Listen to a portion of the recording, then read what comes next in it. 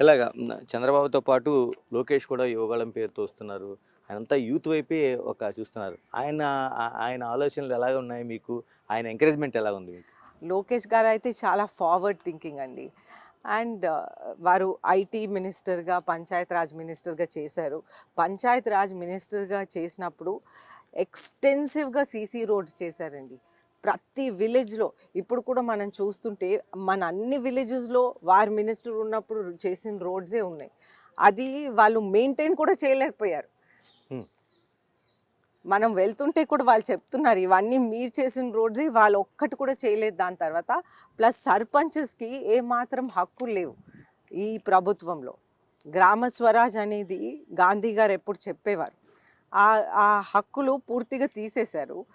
పైగా చూస్తుంటే మన ఎమ్మెల్యే గారు రెగ్యులర్‌గా వెళ్తా ఉంటారు. గాంధీ విగ్రహం అక్కడ పెడుతున్నారు. రెగ్యులర్‌గా వెళ్తా ఉంటారు పరిశీలించటానికి. గానీ గాంధీ గారు చెప్పిన ఏ ఏ విషయం కూడా వారు ఫాలో అవ్వట్లేదు. ఈ గ్రామ స్వరాజ్ కూడా వారు ఫాలో అవ్వట్లేదు. ప్రతి ట్యాప్ కనెక్షన్ దగ్గరికి వారి దగ్గరికెళ్ళాలి. అలాగే మ్యూటేషన్ సర్టిఫికేట్ కూడా వారి దగ్గరికెళ్ళాలి. ఆ!